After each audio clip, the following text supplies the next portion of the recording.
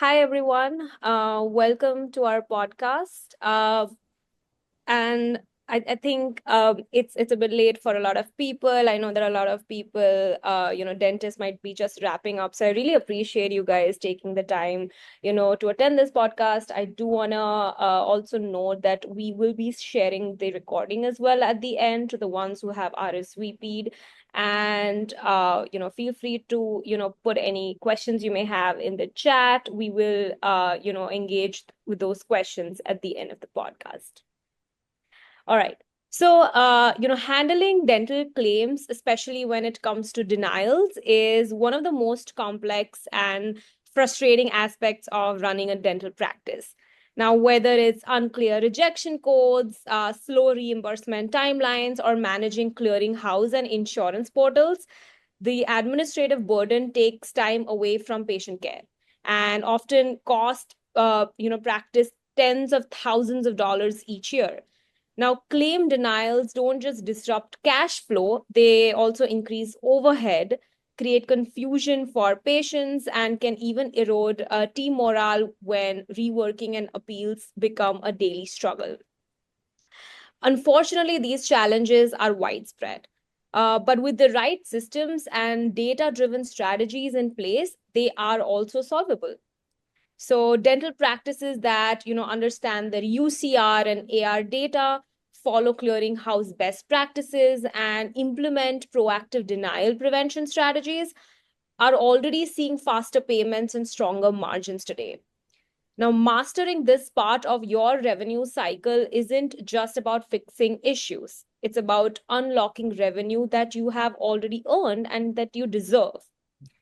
So, to explore this critical topic, we are bringing you today's live podcast, Mastering Dental Claims from Denials to Dollars. My name is Simran Parekh, and I am from this company called Confido Health, where we help dental practices streamline operations through AI powered automation. And I will be your host today.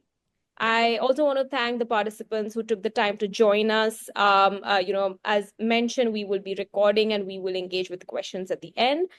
But most exciting part, joining me are, two co-panelists here. One, Nishant Pandit from Built Easy, a dental operations consultancy, a firm helping DSOs and dental practices scale with efficient systems and strategy.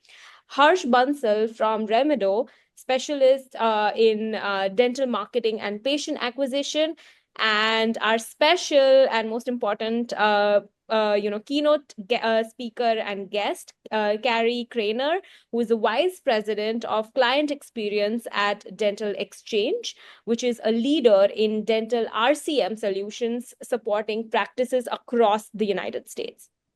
Now, Carrie here brings deep experience in solving real world dental revenue cycle challenges from front desk to back end collections. And she will walk us through, not only how to reduce denials, but how to turn them into dollars. And, we're thrilled to have you here, Carrie. Welcome. Would you like to start by sharing a bit about your background and just overall, what you've seen in the industry and, through your experience in this space? Sure. Thank you so much. I'm very excited to be here amongst you three. I joined DentalXChange a little bit over 2 years ago, and it was the best move I made in my career. Dental is evolving so much compared to medical, which is where I came from. And so it's an exciting time in dental. If you're not familiar with DentalXChange, we're a revenue cycle management company. We have over 200,000 active providers in our network, and we really pride ourselves on clean claim rate and integrations into the dental practice management systems. So thanks again for having me. Thank you so much, Okay. Carrie. This is wonderful having you guys here. And then again, thank you so much, Simran, for the introduction. Again, Harsh, as always, thank you so much for being here. And also to all our participants, I hope this is going to be an engaging session. Uh, to start with, I mean, again, my name is Nishant, Built Easy Solutions. We are a practice management company helping dental DSOs, dental clients in revenue cycle management as well as different consulting areas. Um, Again, thank you so much, Carrie. But I would like to start with a simple question, which is a very basic question. If you can help our audience understand that, if you can just explain what does a revenue cycle company or a clearinghouse do, so we can just. Sure. In layman's terms, I call a clearinghouse just the middleman between the provider's office and the insurance company. But to elaborate on that, RCM companies provide tools, services, products to help practices manage the financial health of their business. It starts from patient scheduling, ends with collecting payment, but it encompasses everything in between those things. Great. And just to follow up with that question as well, how do you think, because again, um, dental offices used to basically send paper claims. That's how dental industry started. They used to like write down everything, print out the x-rays and everything. But if you can just briefly explain how is a clearinghouse, which is doing it electronically, better than sending claims manually? Is it like timely? Is it better to do it timely? Do we get the checks back even faster, or what are the benefits? There's several, so I'll start with a few, but I could go on for days. By submitting claims electronically, providers are going to get paid faster. And in the recent CAQH report that's available to download, they showed that by moving to claim submission electronically, providers or dental RCM folks can save 2 minutes per transaction. That adds up. So outside of the cost savings alone, think of the costs associated with the labor where you're printing claims, you're stuffing them in an envelope, you're licking the envelope, you're mailing it, and then, there's no visibility from there. So between that and then the timeliness of payment, so we're seeing that providers get paid if they submit electronically between 7 and 14 days versus paper, which is 20 to 30. That's a huge difference. So just thinking through those things and really taking advantage of the electronic way of doing things is a huge benefit. Just a quick follow-up question to that. Do you also feel that sending claims manually versus sending claims electronically, does it give us more confidence that the claims would be sent correctly to the correct address? Because again, these are some of the problems our clients do face, like the ones who've been sending out claims manually. Yeah, so the electronic payer ID that's on the back of the insurance card is what drives, how the claims get to point A to point B. And realistically, being able to track mailed paper claims is virtually impossible once you send them out the door. So really utilizing your practice management system to submit the claim and then the clearinghouse to make sure that you're sending out clean claims, which I'll get to in more detail later on throughout the conversation. But that will prevent claims from also being delayed in payment because they're going out correctly the first time. You're taking advantage of those front-end edits that prevent payer EDI rejections and or denials on the back end. Cool. I mean, great. That is, and then in terms of, you said, like the simple answer is electronically. I mean, I understand in today's world, most of them still go to still send the claims out electronically, but there's still a 10 to 15% population which does send it manually. Also, when it comes to manually, one question is tied to revenue cycle management, which is patient eligibility, right? Is your answer also better to do it electronically? Because a lot of people still don't trust it electronically, but what would you recommend? 100%. I would say across all EDI transactions, if you're doing them paper, adopt electronic. From an eligibility standpoint, people could be doing, getting fax backs from the payer, contacting the payer to check eligibility and benefits. That's extremely time consuming. And if you could repurpose that person to focus on other things by utilizing the electronic version, so whether that be real-time eligibility, just submitting a 270, receiving a 271 response back, or leveraging some of the more enhanced products that are out there that have integration within the practice management system. They're pulling from the schedule book. They're posting back into the practice management system. So it's more of a one-stop shop. I think my, as a person, who's also like constantly trying to, just learn about the industry. And I know that some of the folks who've joined us today could also be someone who's starting either new practice or expanding. And a lot of them come from very clinical background, right? So, it's not like that they don't come and learn about all these, what do you have to do on the administrative side of things. So, for someone who is really new to this industry, or someone who is, really experienced, but still want to kind of, just be updated with the trends, what are the top reasons why, these claims, get denied? Like, what are the top reasons of the rejections that you see in the industry today? Sure. The most common rejection errors that we're seeing are related to eligibility and benefits. And I'll dive into each of these a little bit. COB related, so coordination of benefits, they have secondary insurance. Billing and coding related errors, which is a broad one. And then enrollment related. So I'll just go through each and provide a quick example. For eligibility, we see a ton where the subscriber and subscriber ID are not found, entities not eligible, the policy was canceled. Those are all just variations of essentially the same message. That means either you sent it to the wrong insurance company, there may be a typo in the patient's name, date of birth, member ID, whatever the case may be. So we do see a lot of those. And then going into each of the other ones, for COB related errors, it's typically balancing related. So either one, you submitted the secondary as the primary or vice versa, or the total amount of the claim isn't equaling what the primary paid plus the adjustment. So we do see a decent amount of those. And then I know billing and coding is extremely broad, but knowing what attachments to send on what claims based off the code that's used, missing tooth numbers or surfaces on particular claims that require that information, outdated codes because the codes update every year. It could be a variety of things there. And then the enrollment related one isn't as common as the other ones that I mentioned before. But sometimes if a client may not know that a certain payer requires enrollment to be able to submit claims electronically through a clearinghouse, they'll get claims kicked back for that reason. And similarly, if they're switching from one clearinghouse to another, that can happen.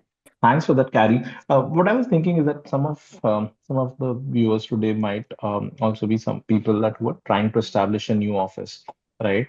And or they have just recently established a new office. What would be the top few tips that you would give them in this journey when they start working with different insurances, and how do they go about setting up these processes for their office? Yeah, good question. I would say the biggest thing is lay the foundation. So what I mean by that is create standard operating procedures around revenue cycle management. So the entire team that's working on all those aspects knows exactly what to do and how to do it. I know that sounds basic, but it's important to have that documented.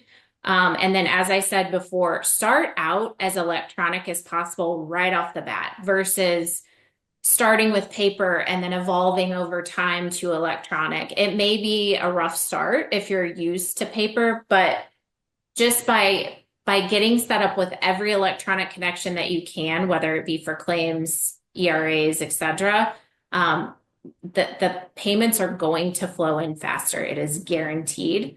And then also, I said ERAs, but I didn't mention EFTs or claim payments. So on the medical side, there's 77% adoption of EFTs. Dental's at 30%. So we have a ways to go to catch up, but the combination of ERA and EFT and the ability to eventually be able to reconcile the claim to those other two pieces of data are extremely important. So start now in terms of enrolling and making sure that you're as electronic as possible. And then a couple other things that may also seem basic, but I think are so important is culture. The culture in your practice matters because happy employees are going to lead to happier patients. And so to piggyback off that, measuring patient satisfaction, whether that be surveys, post-appointment, asking them to fill out Google reviews, whatever that looks like for you, but you definitely need to know how you're doing and hopefully retain the current patients that you have and hopefully use them as a way to get referrals for other patients. So, Carrie, I mean, you spoke. I have two follow-up questions regarding this. Interesting point that you brought, and a lot of our clients do have these questions, right? I mean, everyone goes by their own choice. A lot of our clients do accept check payments from insurances when the insurances do tell them that, okay, go on to EFTs, but they still want the check payments, right? So that they can check the EOBs and then they can manually put in the checks. In your experience, what like is there a difference in percentage? Like, do recently the clients have started moving to EFTs more than the check payments? Because if you ask me, I'm an old school guy in terms of those things, right? I would love check payments in comparison to EFTs. But what is your take on that? I don't know what the answer is in terms of the why the adoption is so low on the dental side and why we're catching up to the medical world. So I honestly, I hate to say I don't know, but I don't know. I will say to sit there and hand post seems a lot more painful than leveraging a practice management system, clearinghouse integration that allows auto posting so that you're really just working those exceptions. Looking at the time and cost savings associated with that would be worth doing.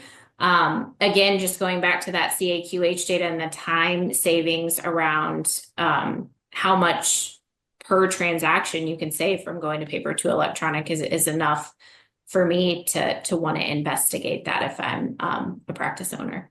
Right, right. Interesting. Because I mean, this debate has always been there, right? Practices do talk about it, but if you can like help in terms of practice management, like someone like us who wants to train the front desk, right? What would be some of the points that you would like enumerate that, okay, how do we help dental offices avoid? I understood that you spoke about some claim rejections, but in terms of training them, like, do you have any suggestions that how can we better train our front desk in terms of using the like such portals?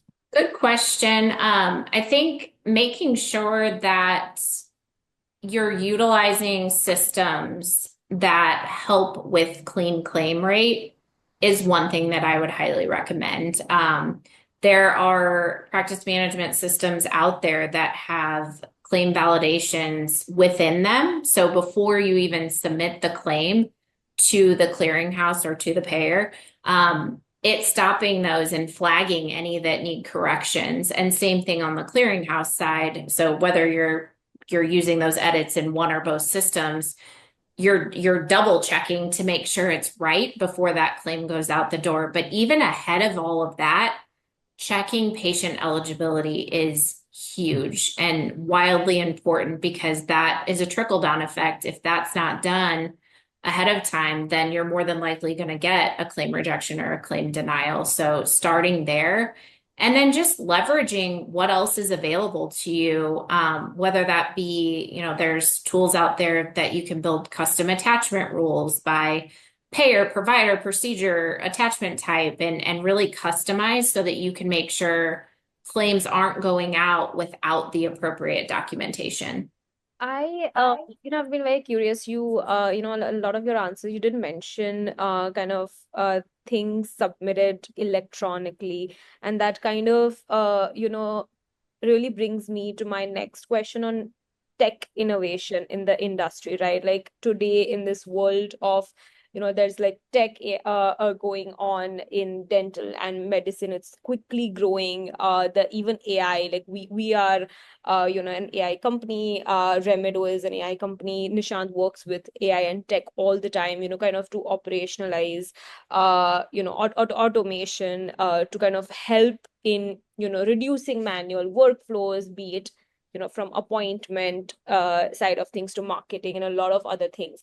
How is tech innovating this kind of space of kind of claims and reimbursements and things like that?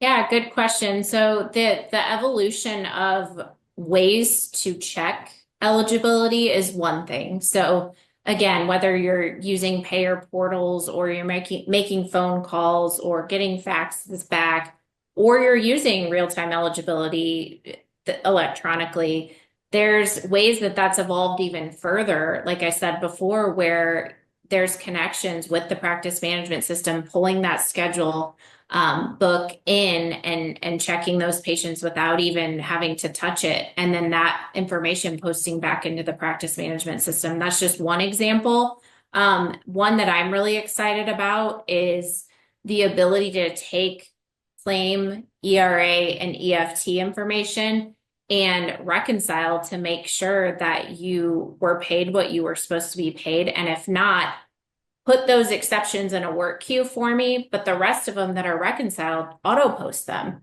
Like I don't need to look at them because the system already did it for me.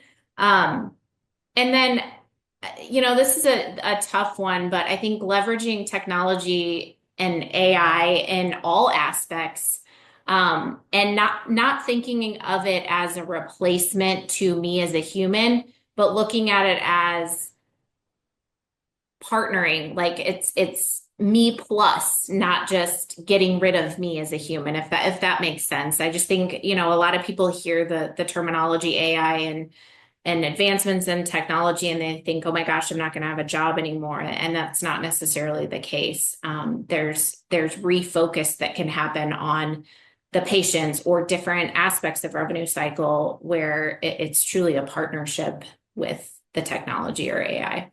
No, I completely agree with you. And sorry, I saw Harsh. I just have one follow-up question on that.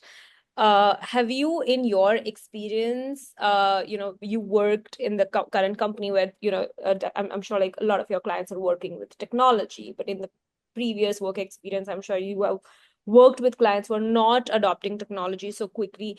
Have you seen the difference where the clients who are adopting technology faster are benefiting more compared to the ones who are not? Like, do you have any case or anything that you can kind of share with us? Sure. We have a particular client that we did a case study with where they utilized our dental billing services.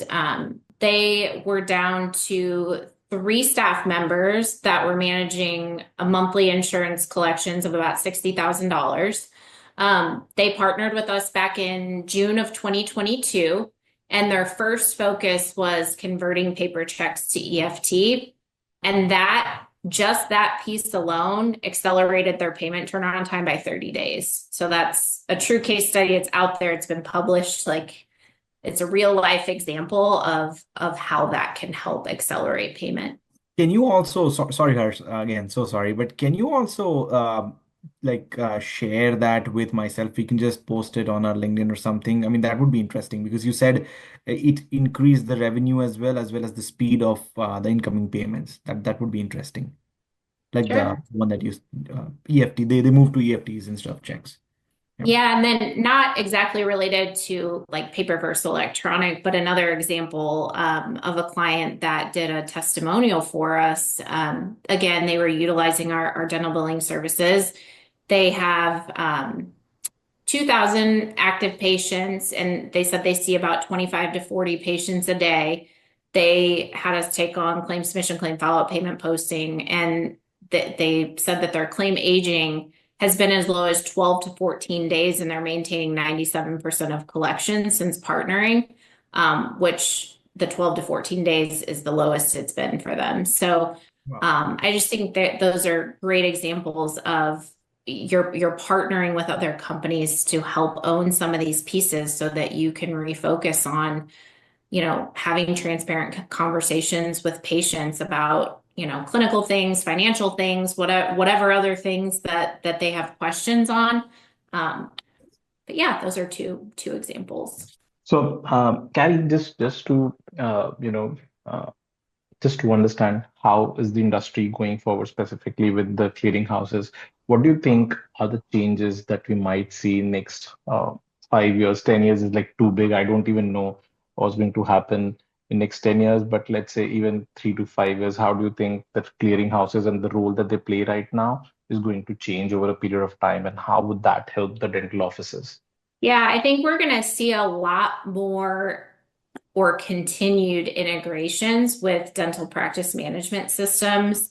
That one example I shared about a partner leveraging our claims validation API, like the more that they can build in workflow so that the office does not have to maintain multiple screens and systems.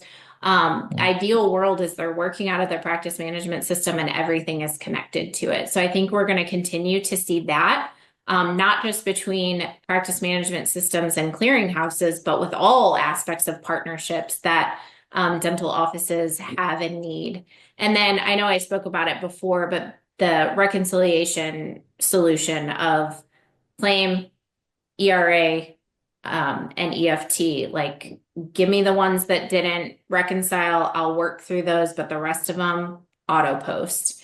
And then, the other interesting one is working on a true pre-adjudication transaction. That's something that I think is coming in the near future.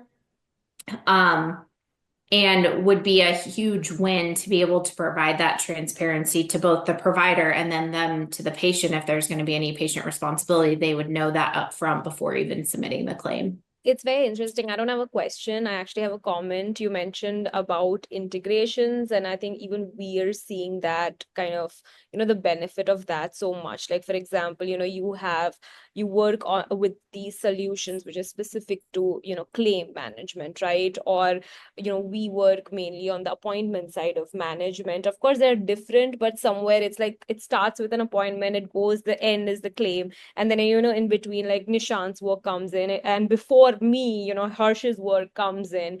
I think when there is like a system that kind of connects all of them, it's so easy, like, for the office to actually just see in real time where we are. It's like, maintaining 3 to 4 staff members, and they're, coming together as a team and, just kind of brainstorming it together. So I do think, that kind of having that visibility, instead of doing it manually, and very in a fragmented way, I do see that, we've seen practices, when they adopt these kinds of solutions, they do benefit, and they can always go back and see what the trends are looking like, what did not work, and what can we do to kind of make it better. So it was just a comment, no follow-up question. Yeah, no, 100% agree with you. Do you also feel, I mean, I've seen that already happening in the industry, but do you also feel any new partnerships or tools that would be coming in to help providers or patients? I mean, if that can help. Yeah, so outside of the couple things I already mentioned, I could see like the next phase or evolution of reconciliation of claim to payment in ERA evolving into true denial management. So there's a lot of tools and solutions and partners that you can use for the claim edits, but denials on the back end. I know in medical, I used to work one of my previous jobs in the medical world. They had a tool that was all denial management. You would be able to see all of the different denial codes, bucket them, look at them, analyze them, identify underpayments, all of those things.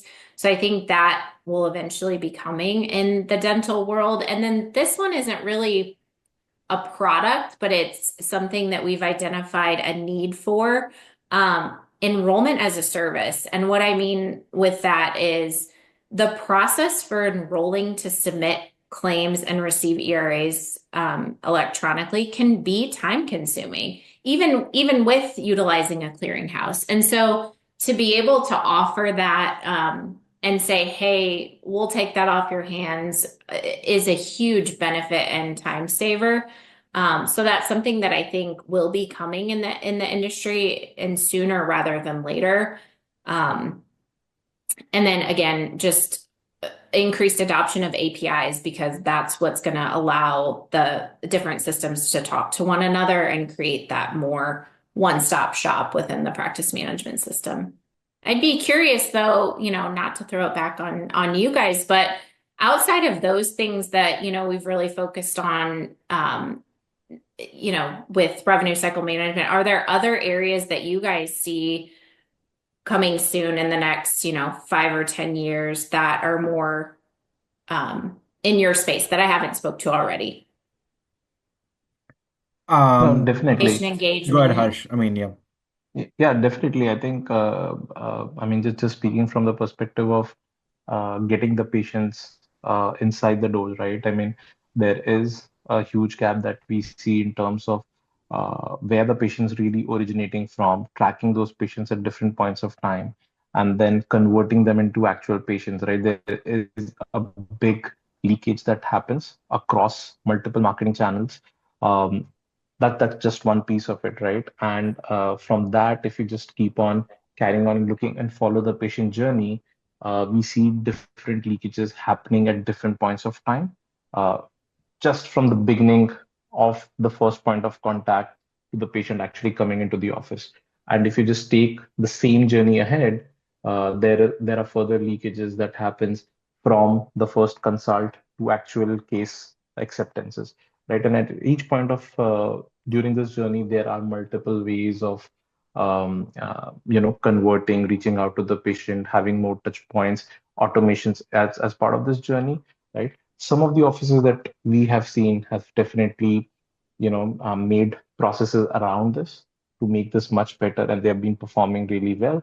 What we expect, or at least I've started seeing, and in some of the other markets also that I'm working in right now, apart from US, we are seeing some of these in play is where offices are actually implementing AI solutions to automate a large part of this patient outreach, communication, and engagement in order to get more patients to convert from just leads to actual case acceptance, right? We see technology is going to play a huge role in a lot of that. Some of the pieces that Confido Health is doing as part of that would kind of be a solution that can easily get plugged in into parts of these automations as well, right? Uh, Definitely that is something that I'm seeing as we speak. And Thank you for that. add on to that, I think, like as he mentioned, right, like the entire outreach or the marketing, of course, all of that can be done through AI, but also, as I'd mentioned before, even looking and investigating into trends, right? Like, when we do these outreach, kind of workflows, or even kind of taking any inbound call or something, using technology versus like a human person who will take the call and probably make a note on a post-it or something, or in a register, or maybe Excel sheet. But this human person is also kind of bombarded with a lot of other requests, from clinical side of things, or so many other side of things, right? So imagining like having a tech kind of supporting there, it can be documented in real time, and then the dentist can look back that, okay, 2 months ago, what was the trend looking like? What kind of procedures are these people, most of my practice is getting requests for, like in this specific geography, maybe that's not and every dental practice might get like very different kinds of requests. So kind of investigating all of those trends through analytics can also really help. That's also where technology can come. And of course, as you had mentioned, like it's like an add-on, right? Like not replacing, because it's just Yeah. helping the person to kind of focus on the real things and clinical side of things. And yeah. Sorry, Nishani, you were saying. Yeah, and in terms of practice management, absolutely, I think innovation-wise, if I talk about AI, I mean, you're a revenue cycle management company. What we do for our clients is that we help them in the process of revenue cycle management, helping them post the payments, like posting all the payments into the dental software.